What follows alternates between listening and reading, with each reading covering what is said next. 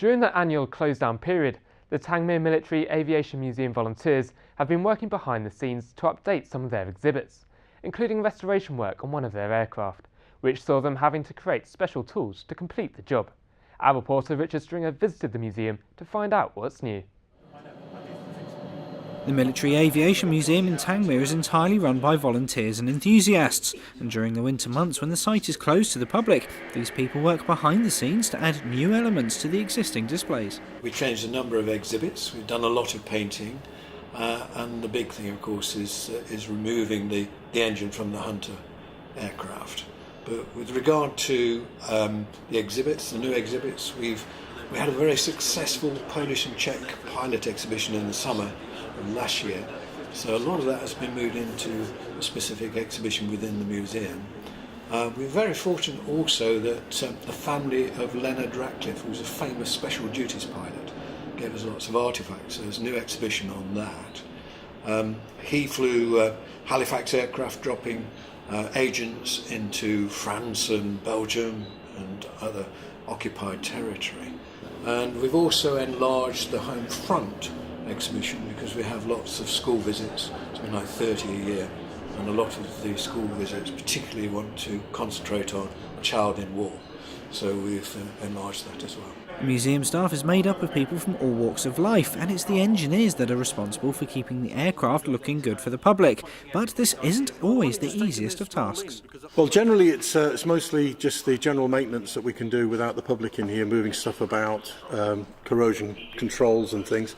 And one of our biggest projects we had was removing the engine off our Hunter here. So we started to investigate about October time the possibility of pulling the engine.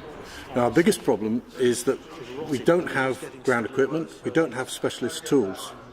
Fortunately, the number of guys I've got here, we've got some very, very talented welders and fabricators.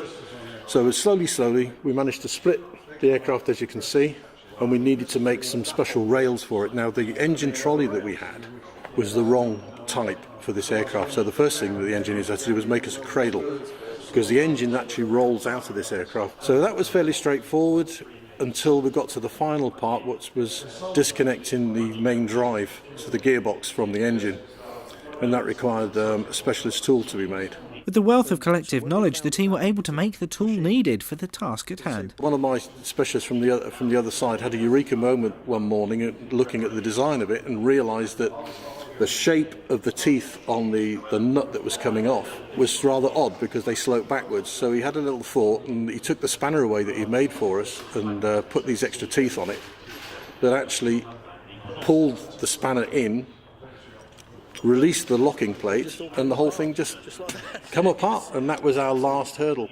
But it's been an interesting experience because, as I say, without specialist tools and stuff, the experience of these guys, we would have been lost without it. They are absolutely amazing people in here. If there's any guys out there that have some time on their hands on a Tuesday or a Thursday in any form of engineering background, be more than welcome if they can spend us a few hours every now and again. We'd be more than grateful to have them. And now that the museum is open to the public once more, there are plenty of things to look forward to in the coming year.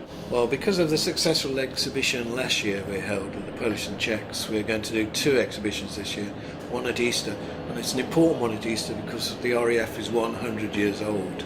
So being an RAF station, we need to celebrate that. And also in March 1918, 100 years ago, Tangmere Aerodrome became operational. So we're going to have an exhibition on that, and in the summer we're going to have an exhibition on Tangmere and the Special Operations Executive. Now the difference I think in this museum is we tell a lot of human stories, so it's not just the metal bits, it's a lot about people. Richard Stringer, That's TV.